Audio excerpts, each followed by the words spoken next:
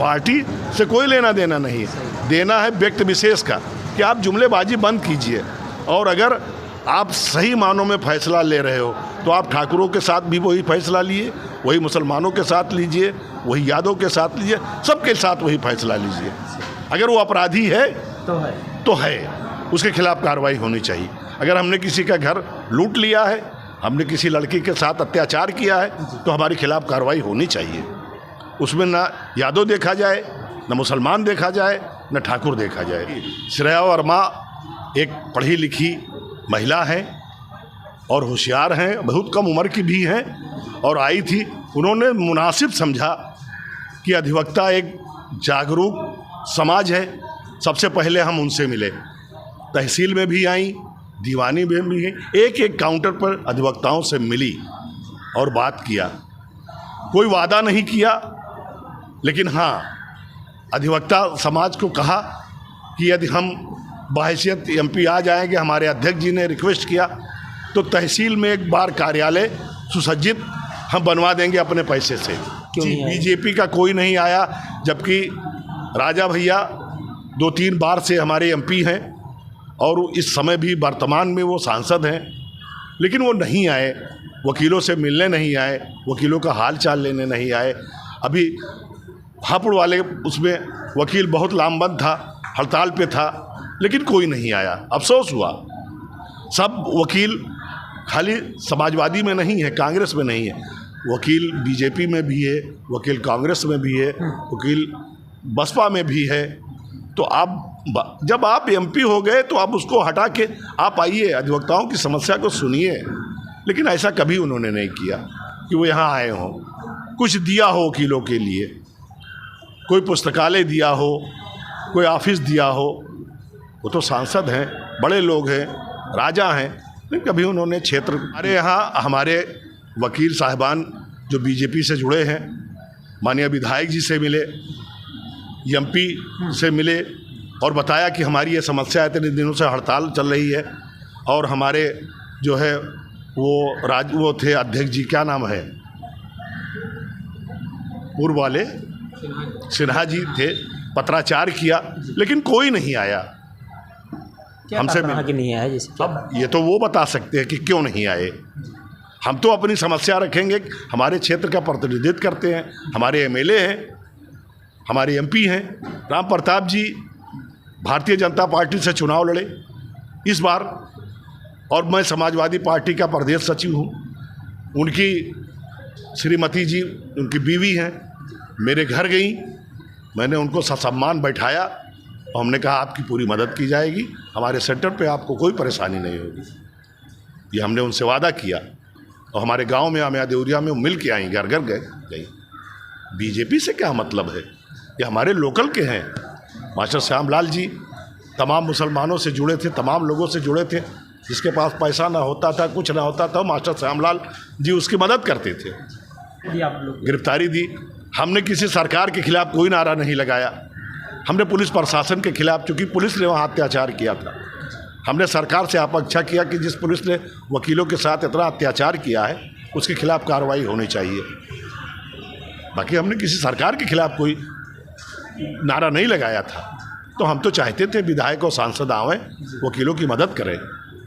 सबसे बड़ी चीज़ तो है, तमाम बच्चे पढ़े हैं, कोई बच्चा BPED, मेरा ही लड़का BPED है, मेरा लड़का BPED है। उत्तर प्रदेश में तमाम बच्चे BPED किए हैं, B.Ed किए हैं, उनको नौकरी नहीं मिल रही है। BPED था, योगी महाराज जी आए मुख्यमंत्री की हैसियत से, काउंसलिंग था, उसके 4 दिन पहले आए और उन्होंने काउंसलिंग को रद्द कर दिया।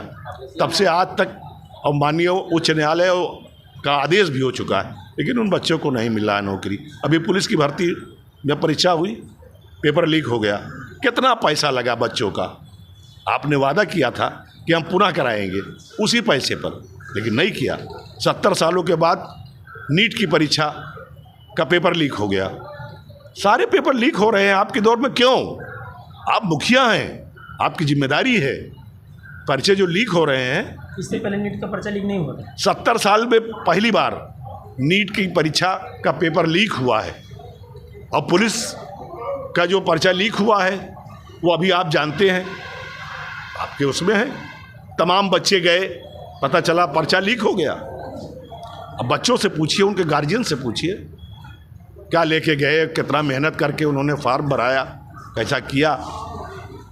तो मुखिया हैं आप, ये आपकी जिम्मेदारी बनती है कि जिन बच्चों का परीक्षा का प्रश्न पत्र आउट हुआ है उनको पुनः आप उसका परीक्षा करवाएं और उनका खर्चा दें, आने जाने का, बस का भाड़ा दें, फ्री करें बस, और जाएं और फिर से पुलिस भर्ती की परीक्षा दें। और नीट की परीक्षा जो पर्चा लीक हुआ है उसकी भी परीक्षा कराएं, और जो परीक्षार्थी बैठे थे उनको पूरा आप आय व्यय का पूरा वो दें कि वो जाएँ और उसका खर्चा आप दें।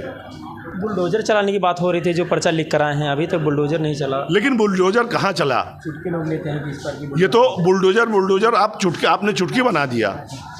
बुलडोजर आप पकड़ते जो उसमें सम्मिलित था पर्चा आउट में, उसके घर आप बुलडोजर चलाते, उसके खिलाफ मुकदमा करते, उसे सब खुश होते। लेकिन उन बच्चों से पूछिए जिनका भविष्य अधिकार में है, उन पढ़े लिखे बच्चों से पूछिए जो नौकरी नहीं पा रहे हैं, पढ़े लिखे हैं, नहीं नौकरी पा रहे हैं, कोई भर्ती नहीं निकल रही है। ओवर है जो भी हो जा रहा है। सरकार जो बात कहती है, जैसे सरकार ने कहा कि हम 15 लाख देंगे, नहीं दिया।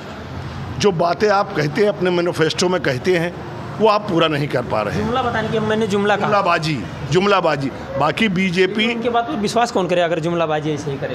तो वही जनता अब नहीं विश्वास करेगी। बाकी बीजेपी किसी दुश्मनी थोड़े है, हमारी बीजेपी से दुश्मनी है या किसी अधिवक्ता की दुश्मनी है बीजेपी से। वो पार्टी एक राष्ट्रीय पार्टी है। इसी पार्टी के आदरणीय अटल बिहारी वाजपेयी थे। आज मुसलमान कितना खुश है, उनकी दौर में जब वो विदेश मंत्री थे, प्रधानमंत्री थे। तो बीजेपी, हमारे लखनऊ में तमाम शिया लोग हैं, बीजेपी को सपोर्ट करते हैं, राजनाथ सिंह है।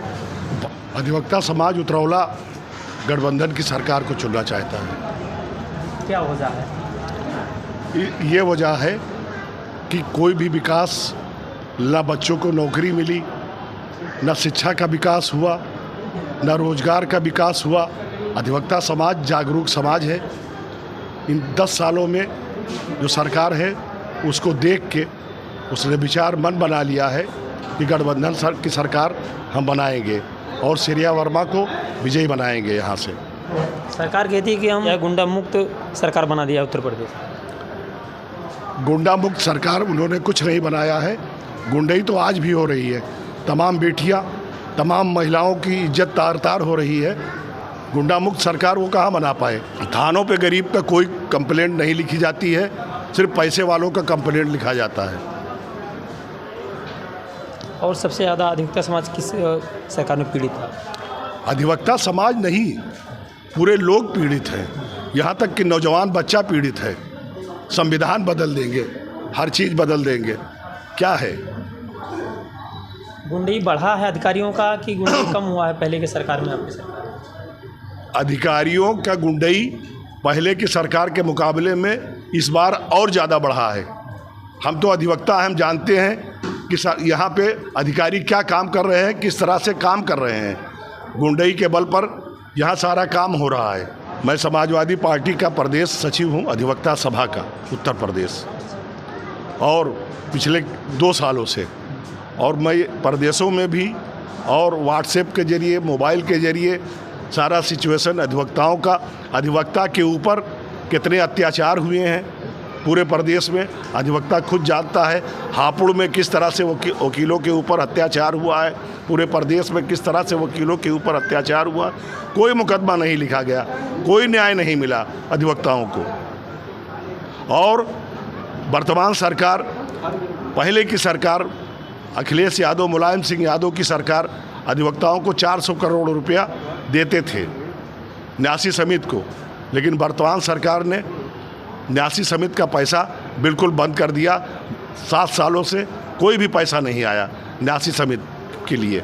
ईडी और सीबीआई तो विपक्षियों के ऊपर एक वार है, उनको हैरेस करने के लिए। अगर आप आय से अधिक संपत्ति देख रहे हैं तो आप अपने नेताओं को क्यों नहीं देख रहे हैं? आपके 85 ऐसे लोग हैं जो ठाकुर वर्ग के हैं, जिनके ऊपर कम से कम 50 से ऊपर अपराध पंजीकृत हैं। और उनके पास तमाम जो है स्रोत है, पैसा तमाम है, तमाम लोगों के पास है, भारतीय जनता पार्टी के नेताओं के पास तमाम पैसा है। आप सबके ऊपर ईडी कीजिए, जो भी राजनीतिक पार्टियां हों, चाहे सरकार की हो चाहे विपक्षी के, अगर उसके पास है पैसा ज़्यादा, आय से अधिक संपत्ति, तो सारे लोगों पे कार्रवाई होनी चाहिए, ना कि विपक्ष के ऊपर हो।